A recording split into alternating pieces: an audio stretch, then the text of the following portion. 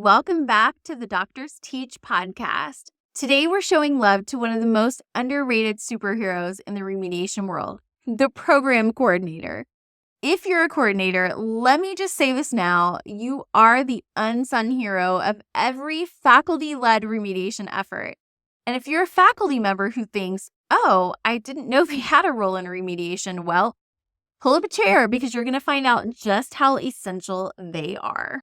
All right, remediation cannot and should not be handled by a single person. It's a team effort, and while faculty may lead the design and decision-making, program coordinators are the glue that holds the whole thing together.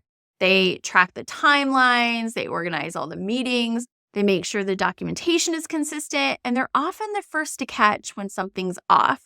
Trust me, my own coordinator, she saved my bacon a time or two. If you're trying to do remediation without a strong coordinator role, you're setting yourself up to miss things, to drop deadlines, or miscommunicate critical details. So let's look at a case example, the coordinator who saved the process. While fictional, this could have actually been me a time or two.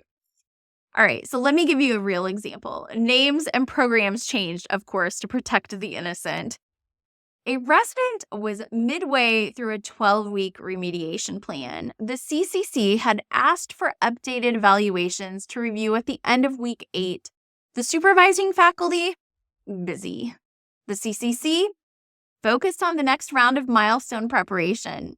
Everyone forgot, basically everyone except for the coordinator. She followed up, reminded the team of the timelines, and made sure the necessary evaluations were collected before the final meeting. Without her, that CCC would have walked into the wrap-up meeting with zero data, possibly violating policy and definitely weakening the decision. All right, we always talk strategy, so let's dive in. Strategy number 1, coordinators manage the calendar. One of the most tangible roles a coordinator plays is scheduling. Now, I know that sounds really simple, but it's not just about blocking time on Outlook. It's about making sure the right people are in the room. It's about giving the resident adequate notice and aligning meeting dates with policy timelines. They do wonders for ensuring documentation deadlines are met. Without someone managing this whole process, trust me, dates get missed, people get left out, and meetings get rushed, or worse, they get canceled. Strategy number 2, coordinators are the documentation ninjas. And I say that jokingly, but I'm also kind of serious. Program coordinators are the official record keepers for the remediation journey. In our program, I do a lot of the meeting minutes, but in a lot of other programs, I know that they take notes during the meetings. They capture decisions in real time. They record who was present. They talk about in their notes what was actually discussed. And they keep everything objective, neutral, and clear. And let me tell you, that matters. Because if a remediation decision is ever questioned by the resident, by a legal team, or a board review committee, you're going to be very glad someone documented what actually happened factually and consistently. Strategy number 3, coordinators keep the file clean. Yep, that's right. Here's one you don't want to overlook. Coordinators are often the ones managing the electronic file. And trust me, that's not just digital housekeeping. Keeping up with all of the remediation documentation, that is a huge task. They often centralize all remediation documentation. They label things according to policy. They track version history and control who has access and when. A sloppy or scattered file can absolutely derail even the best plan. But a clean and organized record, that protects your program and the resident. Strategy number 4, coordinators are the communication bridge. Most residents won't email the CCC directly with questions. They'll go to, you guessed it, the program coordinator. Coordinators translate faculty decisions into clear instructions. Residents often ask the questions, where am I supposed to be? What does this policy even mean? And what's next?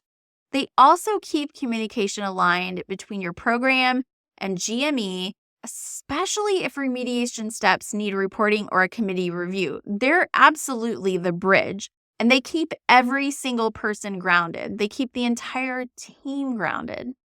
Coordinators also provide emotional support. Now, I absolutely love our behavioral health colleagues, and there's a place for them on the remediation team as well. But here's the part we don't talk about enough. Our program coordinators provide a lot of emotional support. They don't counsel, they don't coach, but they do often serve as the first person a resident talks to after a difficult meeting.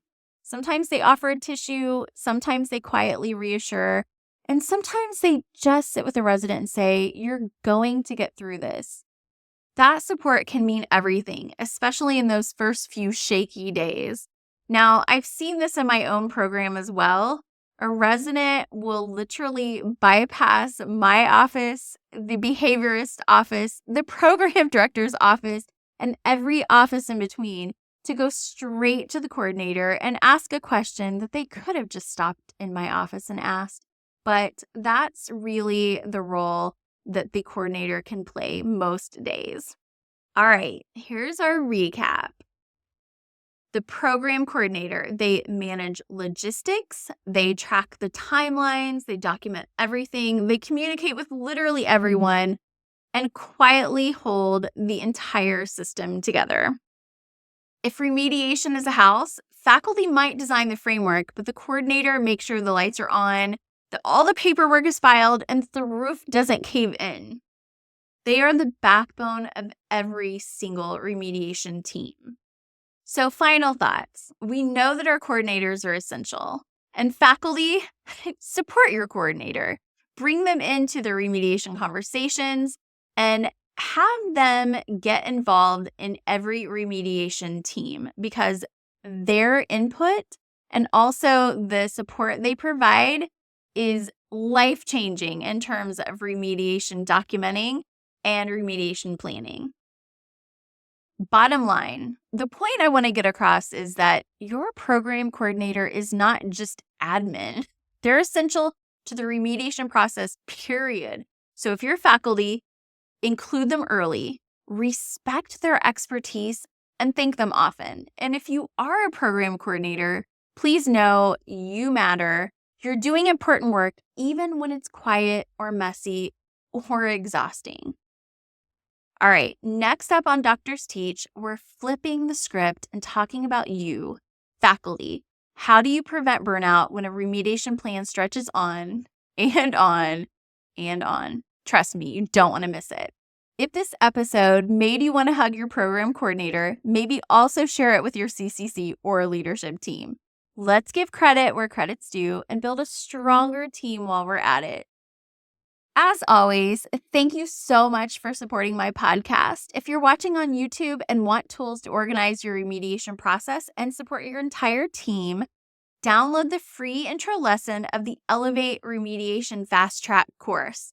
Or you can take the remediation risk assessment at www.docmaclearning.com. Links are in the description. Go support your coordinator the right way, and I'll see you in the next episode.